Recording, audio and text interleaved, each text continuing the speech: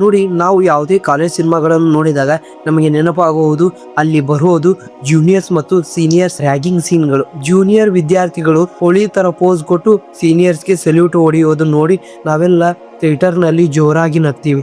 ನಮ್ಮ ಮನಸ್ಸಿನಲ್ಲಿ ರ್ಯಾಗಿಂಗ್ ಅಂದ್ರೆ ಏನೋ ಒಂಥರ ತಮಾಷೆ, ಕಾಲೇಜ್ನ ಫ್ರೆಂಡ್ಸ್ ಅನ್ನು ಬೆಳೆಸೋಕೆ ಇರೋ ಒಂದು ಸುಲಭವಾದ ದಾರಿ ಅಂತ ಅನ್ಕೊಳ್ತೀವಿ. ಆದ್ರೆ ನಿಜ ಜೀವನದಲ್ಲಿ ಈ ರ್ಯಾಗಿಂಗ್ ಅನ್ನೋದು ಒಂದು ಚೂರು ನಗುವಿನ ವಿಷಯವಲ್ಲ.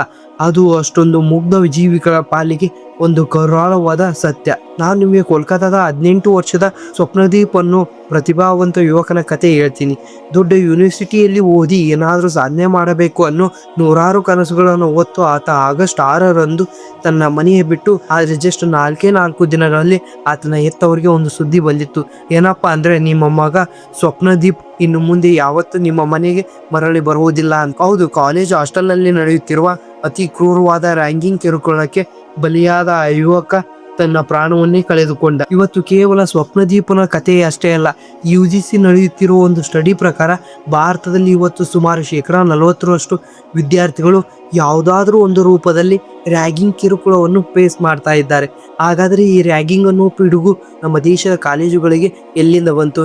ಇದರ ಹಿಂದಿರೋ ಆ ಕರಾಳ ಇತಿಹಾಸವಾದರೂ ಏನು ಅನ್ನೋದನ್ನ ಇವತ್ತಿನ ಈ ವಿಡಿಯೋದಲ್ಲಿ ಡೀಟೇಲ್ ಆಗಿ ತಿಳಿಯೋಣ. ಈ ರ್ಯಾಗಿಂಗ್ ಅನ್ನೋದು ಕೇವಲ ಭಾರತೀಯ ಸಮಸ್ಯೆಯೇ, ಅಥವಾ ಇದು ಇತ್ತೀಚಿನ ದಿನಗಳಲ್ಲಿ ನಮ್ಮ ಯುವಕರಲ್ಲಿ ಹುಟ್ಟಿಕೊಂಡಿರೋ ಒಂದು ಕೆಟ್ಟ ಚಾಳಿಯೇ? ನಾನು ಇದರ ಬಗ್ಗೆ ಒಂದು ಸ್ವಲ್ಪ ರಿಸರ್ಚ್ ಮಾಡಿದಾಗ ನನಗೊಂದು ಶಾಕಿಂಗ್ ವಿಷಯ ಗೊತ್ತಾಯಿತು. ಈ ರ್ಯಾಗಿಂಗ್ ಅನ್ನೋ ಕ್ರೂರ ಸಂಪ್ರದಾಯ ಬೇರುಗಳು ಇದ್ದದ್ದು ಇವತ್ತಲ್ಲ, ನಿನ್ನೆಯಲ್ಲ. ಬರೋಬ್ಬರಿ 8ನೇ ಶತಮಾನದ ಗ್ರೀಸ್ ದೇಶದ ಪುರಾತನ ಒಲಿಂಪಿಕ್. ಅಂದರೆ ಈ ಒಲಿಂಪಿಕ್ಗೂ ರ್ಯಾಗಿಂಗ್ಗೂ ಏನು ಸಂಬಂಧ ಯೋಚನೆ ಮಾಡ್ತಾ ಇದ್ದೀರಾ? ಅಂದಿನ ಕಾಲದ ಒಲಿಂಪಿಕ್ಸ್ ಆಟಗಳು ಇವತ್ತಿನ ತರ ಇರಲಿಲ್ಲ. ಅವು ತುಂಬಾ ಭಯಂಕರ ಮತ್ತು ಕ್ರೂರವಾಗಿದ್ದವು.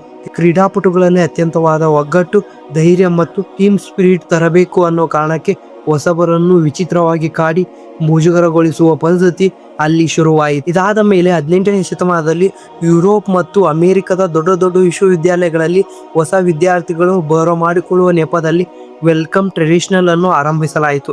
ಆದರೆ ಇದು ಅತ್ಯಂತ ಹಿಂಸಾತ್ಮಕ ರೂಪ ಪಡೆದುಕೊಂಡಿದ್ದು ಯಾವಾಗ ಗೊತ್ತಾ? ಮೊದಲನೇ ಜಾಗತಿಕ ಯುದ್ಧ ನಂತರ, ಅಂದರೆ ವರ್ಲ್ಡ್ ವಾರ್ ಆದ ಮೇಲೆ. ಮೊದಲನೇ ಯುದ್ಧದಲ್ಲಿ ಭಾಗವಹಿಸಿದ ಅಷ್ಟೊಂದು ಯುವ ಸೈನಿಕರು ಯುದ್ಧ ಮುಗಿದ ಮೇಲೆ ಮತ್ತೆ ಓದಿಗೋಸ್ಕರ ತಮ್ಮ ಕಾಲೇಜಿಗೆ ವಾಪಸ್ ಬಂದರು. ಹಾಗೆ ಬಂದಾಗ ಅವರ ಸೈನ್ಯದಲ್ಲಿದ್ದ ಕಠಿಣ ಮಿಲಿಟರಿ ಶಿಸ್ತು ಮತ್ತು ಅಲ್ಲಿಯ ಜೂನಿಯರ್ಸ್ಗೆ ನೀಡುತ್ತಿದ್ದ ಶಿಕ್ಷೆಯನ್ನು ಕಾಲೇಜ್ ಹಾಸ್ಟೆಲ್ನಲ್ಲೂ ತಂದರು. ಅಲ್ಲಿಂದ ಇಡೀ ವಿಶ್ವದಾದ್ಯಂತ ಹರಡಿತು. ಹಾಗಾದ್ರೆ ಭಾರತಕ್ಕೆ ಇದು ಹೇಗೆ ಬಂತು? ನಮ್ಮ ದೇಶಕ್ಕೆ ಈ ಪಿಡುಗನ್ನು ತಂದವರೇ ಬ್ರಿಟಿಷರು. ಸ್ವಾತಂತ್ರ್ಯ ಬರುವುದಕ್ಕಿಂತ ಮುಂಚೆ ಬ್ರಿಟಿಷರ ಮಿಲಿಟರಿ ಮತ್ತು ಇಂಜಿನಿಯರಿಂಗ್ ಕಾಲೇಜುಗಳ ಮೂಲಕ ಈ ಸಂಸ್ಕೃತಿಯನ್ನು ಭಾರತಕ್ಕೆ ಪ್ರವೇಶಿಸಿದರು.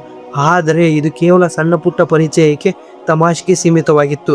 ಆದರೆ 1980ರಿಂದ 90ರ ಈ ದಶಕದಲ್ಲಿ ಯಾವಾಗ ನಮ್ಮ ದೇಶದಲ್ಲಿ ಪ್ರೈವೇಟ್ ಮೆಡಿಕಲ್ ಮತ್ತು ಇಂಜಿನಿಯರಿಂಗ್ ಕಾಲೇಜುಗಳ ಹಾವಳಿ ಹೆಚ್ಚಾಯಿತು, ಆಗ ಈ ರ್ಯಾಂಕಿಂಗ್ ಅನ್ನು ಕೇವಲ ತಮಾಷೆಯಾಗಿ ಉಳಿಯಲಿಲ್ಲ. ಇದು ಅಸೂಯೆ, ಜಾತಿವಾದ ಮತ್ತು ವಿಕೃತ ಹಿಂಸೆಯ ರೂಪದಲ್ಲಿ ಬದಲಾಗ್ತಾ ಹೋಯಿತು. ಕಾನೂನುಗಳು ಇದ್ದರೂ ಇವತ್ತಿಗೂ ಇದು ಹೇಗೆ ನಡೀತಾ ಇದೆ? ಕೋರ್ಟ್ ಇದರ ಬಗ್ಗೆ ಏನು ಹೇಳುತ್ತೆ? ಅದನ್ನ ತಿಳಿಯೋಣ. ಭಾರತದಲ್ಲಿ ರ್ಯಾಗಿಂಗ್ ಅನ್ನೋದು ಎಷ್ಟು ಕ್ರೂರವಾಗಿ ಬೆಳೆಯುವುದಕ್ಕೆ ಬಿಟ್ಟವರು ಯಾರು? ಕಾನೂನು ಇದರ ಬಗ್ಗೆ ಏನು ಮಾತಾಡುತ್ತೆ? ನಾವು ಫ್ಲಾಶ್ ಬ್ಯಾಕ್ಗೆ ಹೋದರೆ 1996ರಲ್ಲಿ ತಮಿಳುನಾಡಿನ ರಾಜ ಮುತ್ತಯ್ಯ ಮೆಡಿಕಲ್ ಕಾಲೇಜಿನಲ್ಲಿ ಒಂದು ಅತ್ಯಂತ ಭೀಕರ ಘಟನೆ ನಡೆಯಿತು. ಅಲ್ಲಿ ಫೋನ್ ನವರಸ ಅನ್ನೋ ಒಬ್ಬ ಫಸ್ಟ್ ಇಯರ್ MBBS ವಿದ್ಯಾರ್ಥಿ ತನಗಿಂತ ಹಿರಿಯ ವಿದ್ಯಾರ್ಥಿ ಅಂದರೆ ಸೀನಿಯರ್ ಶೂ ನೆಕ್ಕಲು ನಿರಾಕರಿಸಿದ ಅನ್ನೋ ಒಂದೇ ಒಂದು ಕಾರಣಕ್ಕೆ ಆತನನ್ನು ಸೀನಿಯರ್ಸ್ ಅದೆಷ್ಟು ಕ್ರೂರವಾಗಿ ಹೊಡೆದು ಕೊಂದರೆಂದರೆ ಆತನ ದೇಹದ ಭಾಗಗಳು ತಮಿಳುನಾಡಿನ ಬೇರೆ ಕಡೆಗೆ ಸಿಕ್ಕಿದವು. ಈ ಘಟನೆ ಇಡೀ ದೇಶವನ್ನೇ ನಡುಗಿಸಿ. ಇದರ ಬೆನ್ನಲ್ಲಿಯೇ 1997ರಲ್ಲಿ ತಮಿಳುನಾಡು ಇಡೀ ದೇಶದಲ್ಲಿ ರ್ಯಾಂಕಿಂಗ್ ಅನ್ನು ಸಂಪೂರ್ಣವಾಗಿ ಬ್ಯಾನ್ ಮಾಡಿದ ಮೊದಲ ರಾಜ್ಯವಾಗಿತ್ತು. ಅಷ್ಟೇ ಅಲ್ಲ, 2001ರಲ್ಲಿ ನಮ್ಮ ದೇಶದ ಸುಪ್ರೀಂ ಕೋರ್ಟ್ ಭಾರತದಾದ್ಯಂತ ರ್ಯಾಂಕಿಂಗ್ ಅನ್ನು ಕಟ್ಟುನಿಟ್ಟಾಗಿ ನಿಷೇಧಿಸಲಾಗಿತ್ತು ಮತ್ತು ರ್ಯಾಂಕಿಂಗ್ ಅಂದರೆ ಏನು ಅನ್ನೋದಕ್ಕೆ ಸ್ಪಷ್ಟವಾಗಿ ವ್ಯಾಖ್ಯೆ ನೀಡಲಾಗಿತ್ತು. ಸುಪ್ರೀಂ ಕೋರ್ಟ್ ಪ್ರಕಾರ ಯಾವುದೇ ಒಬ್ಬ ವಿದ್ಯಾರ್ಥಿ ದೈಹಿಕ ಅಥವಾ ಮಾನಸಿಕವಾಗಿ ಹಾನಿ ಮಾಡುವುದು, ಅವನು ಎಲ್ಲರ ಮುಂದೆ ಮುಜುಗರಕ್ಕೊಳಗಾಗುವುದು, ಯಾವುದೇ ಕೃತ್ಯವನ್ನು ರ್ಯಾಂಕಿಂಗ್ ಎನ್ನಲಾಗುತ್ತದೆ. UGC ವರದಿ ಪ್ರಕಾರ ಈ ರ್ಯಾಂಕಿಂಗ್ ನಲ್ಲಿ ಮುಖ್ಯವಾಗಿ 2 ವಿಧಗಳು. ಮೊದಲನೇದು ಮೈಲ್ಡ್ ರ್ಯಾಗಿಂಗ್. ಅಂದರೆ ಸಣ್ಣ ಮಟ್ಟದ ಕಿರುಕುಳ. ಜೂನಿಯರ್ಸ್ ಕರೆದು ಇಂಟ್ರಡಕ್ಷನ್ ಕೊಡೋ ಅನ್ನೋದು, ಜೂನಿಯರ್ಸ್ಗೆ ಸರ್ ಅಥವಾ ಮೇಡಮ್ ಅಂತಲೇ ಕರೆಯಬೇಕು ಅನ್ನೋ ರೂಲ್ಸ್ ಹಾಕೋದು, ಅಥವಾ ಇಂತಹದೇ ಬಟ್ಟೆ ಹಾಕಿಕೊಂಡು ಬರಬೇಕು ಅಂತ ಡ್ರೆಸ್ ಕೋಡ್ ಹೇಳುವುದು. ಇದು ನೋಡೋಕೆ ಸಣ್ಣದಾಗಿದ್ರು ಕೂಡ ಆ ಹೊಸ ವಿದ್ಯಾರ್ಥಿಗಳಿಗೆ ಒಂದು ರೀತಿ ಸಾಮಾಜಿಕ ಭಯ ಮತ್ತು ಮಾನಸಿಕ ಒತ್ತಡ ಸೃಷ್ಟಿಯಾಗುತ್ತದೆ. ಇನ್ನು ಎರಡನೆಯದು ಅತ್ಯಂತ ಅಪಾಯಕಾರಿ, ಅದೇ ಸಿವಿಯರ್ ರ್ಯಾಂಕಿಂಗ್. ಅಂದರೆ ಅತಿ ಕ್ರೂರವಾದ ಕಿರುಕುಳ. ಜೂನಿಯರ್ಸ್ ಮೇಲೆ ದೈಹಿಕವಾದ ಹಲ್ಲೆ ಮಾಡುವುದು, ಬಟ್ಟೆ ಬಿಚ್ಚಿಸಿ ನಿಲ್ಲಿಸುವುದು, ಬಲವಂತವಾಗಿ ಮದ್ಯಪಾನ ಮಾಡಬೇಕು ಇಲ್ಲವೇ ಸಿಗರೆಟ್ ಸೇದಬೇಕು. ಕೇವಲ 4% ವಿದ್ಯಾರ್ಥಿಗಳಿಗೆ ಮಾತ್ರ ಆಗ್ತಾ ಇದೆ ಅಂತ ವರದಿ ಹೇಳಿದ್ರು. ಆ 4% ವಿದ್ಯಾರ್ಥಿಗಳು ಪಡುವ ನರಕ ಯಾತನೆ ಅಷ್ಟಿಷ್ಟಲ್ಲ, ಅವರು ಇಡೀ ಬದುಕನ್ನೇ ಇದರಿಂದ ನಾಶವಾಗುತ್ತದೆ. ಆದ್ರೆ ಯೋಚನೆ ಮಾಡಿ, ಇಷ್ಟೆಲ್ಲ ಕಠಿಣ ಕಾನೂನುಗಳಿದ್ದರೂ ಪೊಲೀಸ್ ಕೇಸ್ ಆಗ್ತಾ ಇದೆ ಅಂತ ಗೊತ್ತಿದ್ರು ಇವತ್ತಿನ ಕಾಲೇಜುಗಳಲ್ಲಿ ಈ ರ್ಯಾಗಿಂಗ್ ಹೇಗೆ ಜೀವಂತವಾಗಿದೆ? ಈ ಸೀನಿಯರ್ಸ್ ತಲೆ ಒಳಗಡೆ ಓಡ್ತಾ ಇರುವ ಅವಿಕೃತ ಸೈಕಾಲಜಿ ಆದ್ರೂ ಏನು ಅದನ್ನ ತಿಳಿಯೋಣ. ಜೈಲಿಗೆ ಹೋಗ್ತೀವಿ, ಕೆರಿಯರ್ ಹಾಳಾಗುತ್ತೆ ಅಂತ ಗೊತ್ತಿದ್ರು ಈ ವಿದ್ಯಾರ್ಥಿಗಳು ರ್ಯಾಗಿಂಗ್ ಮಾಡೋಕೆ ಯಾಕೆಷ್ಟು ನಿಲ್ತಾ ಇದ್ದಾರೆ? ಇದರ ಅರ್ಥ ಮಾಡಿಕೊಳ್ಳಬೇಕು ಅಂದರೆ ನಾವು ನಮ್ಮ ಸಮಾಜದ ಸೈಕಾಲಜಿಯನ್ನು ನೋಡಬೇಕಾಗುತ್ತದೆ. ನಮ್ಮ ಭಾರತೀಯ ಮನೆಗಳಲ್ಲಿ ಅಥವಾ ಶಾಲೆಗಳಲ್ಲಿ ಒಂದು ಮಾತು ತುಂಬ ಕಾಮನ್: ಮಕ್ಕಳಿಗೆ ಒಡೆದು ಬಡಿದು ಬುದ್ಧಿ ಕಲಿಸಬೇಕು, ಪೆಟ್ಟಿಗೆ ಬೆಳೆದವನೇ ಜಾಣ ಅಂತ. ಡಾಟಾಗಳ ಪ್ರಕಾರ ಭಾರತದಲ್ಲಿ 70%ಕ್ಕೂ ಹೆಚ್ಚು ಪೋಷಕರು ತಮ್ಮ ಮಕ್ಕಳನ್ನು ಶಿಸ್ತಿಗೆ ತರಲು ದೈಹಿಕವಾಗಿ ಶಿಕ್ಷಿಸುತ್ತಾರೆ. ಇನ್ನು ಶಾಲೆಗಳ ಕಥೆ ತಗೊಂಡ್ರೆ 65%ಕ್ಕೂ ಹೆಚ್ಚು ಮಕ್ಕಳಿಗೆ ಟೀಚರ್ ಕಡೆಯಿಂದ ಪೆಟ್ಟು ತಿನ್ನಿಸ್ತಾರೆ. ಅಂದರೆ ನಮ್ಮ ಸಮಾಜ ಸದ್ದಿಲ್ಲದೆ ಒಂದು ವಿಷಯವನ್ನು ಒಪ್ಪಿಕೊಂಡು ಬಿಟ್ಟಿದೆ.